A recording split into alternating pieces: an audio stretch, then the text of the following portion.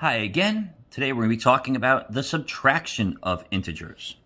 So, when we're subtracting integers, we need to do one more step before, unlike we had to do for addition.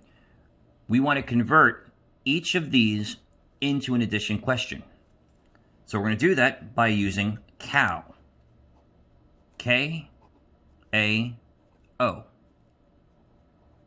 We're going to keep the first. Then we're going to add the opposite of the second. All right, so let's do an example of each here. I'm going to color code this just to make my life and your life easier. I'm going to keep this. I'm going to change this to addition. And then I'm going to find the opposite of this number and then make an addition question. So, we keep the 12. Subtraction becomes addition. And then I find the opposite of the second number. So the opposite of positive 16 would be negative 16. Now again, I'm going to put the parentheses around it just to keep these two apart. Makes it look a little cleaner. Now I'm going to do my regular addition. 16 has the greater absolute value, so I'm going to keep my answer as a negative. And I'm going to do 16 minus 12 to get 4. So my final answer is going to be negative 4. On this example here, I'm going to keep my first. I'm not going to touch it. That's going to be a negative 8.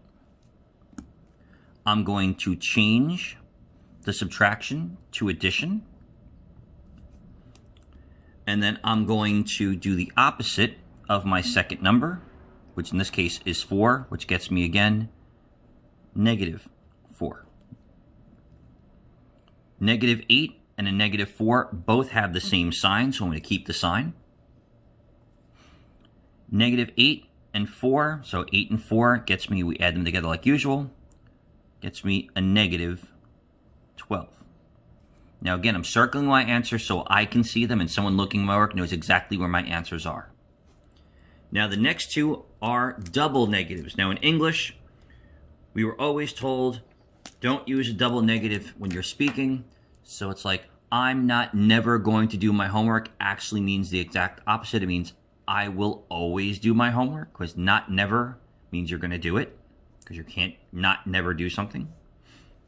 Now in this case, I'm still going to keep the same rule. Keep, add, opposite. So my negative 18 stays as negative 18. My subtraction here becomes addition. And then the opposite of negative 6 is positive 6. Now again, I don't have to write the sign there because if there's no sign in front of it, it's implied that it's a positive. Now I'm going to add like yesterday. A negative 18 and a positive 6. The negative wins. It's got a larger absolute value, so I'm keeping that sign. And then the difference between 18 and 6, so 18 minus 6 in this case will give us negative 12. And again, I'm going to circle my answer. All right, last example. We have a 9 minus a negative 7. So my 9 gets left alone. I'm just going to write it over again. My subtraction changes to addition. And then I'm going to add the opposite of this next number. So negative 7, the opposite of negative 7 is positive 7. And then 9 plus 7, you don't have to do anything special. This is back to first grade. And we get a positive 16. All right. So again, keep, add the opposite of the second number. So keep the first, and then add the opposite of the second for all of subtraction. And it's only for subtraction.